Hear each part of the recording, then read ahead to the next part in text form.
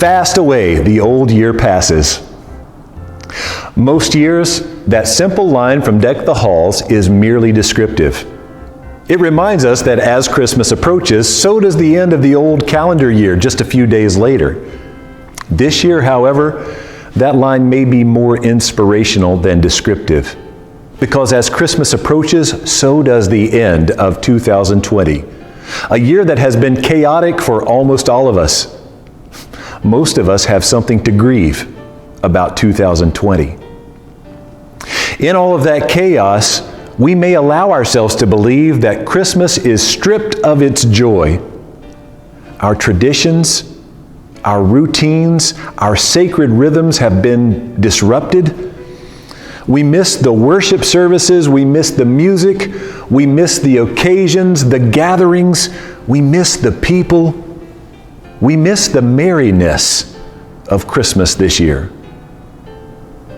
But lest we despair, may I challenge us to believe that the story of Jesus' birth was written for exactly such years as 2020.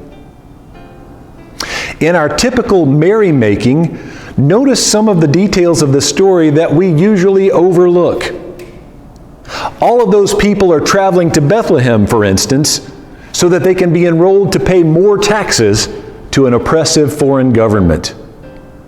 Joseph and Mary travel over 70 miles on foot late in her pregnancy to be oppressed and taxed. When they arrive in Bethlehem, there's no room, or at least no room for them, in the inn. Their child is born in a place that is unfit for human habitation.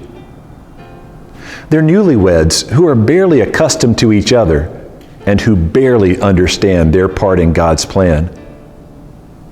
And as they return to their home in Nazareth, they will have to avoid a despotic king who will go to any length and who will kill anyone, including a child, to hold on to his throne and power. Hardly a reason to sing joy to the world so far, right? But in that chaos, God chose to bring hope into the world for all people throughout all time in the form of a vulnerable child born in those unusual, maybe even chaotic circumstances.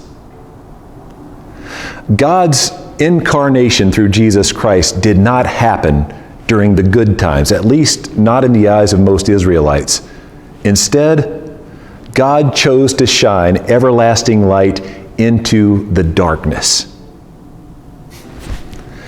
So perhaps 2020 is exactly the year that we might feel amazed and overwhelmed by the love of God in ways that we never have before.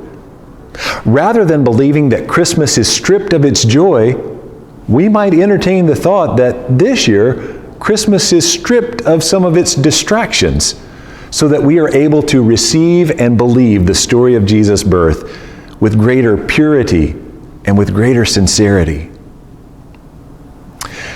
I pray that the light of Jesus Christ shines brightly into whatever darkness you may be feeling today. And I thank you for lifting up the light of Jesus Christ into the hearts and homes of the people and world around us. Fast away the old year passes, and because of the good news of Jesus Christ, the best is yet to come.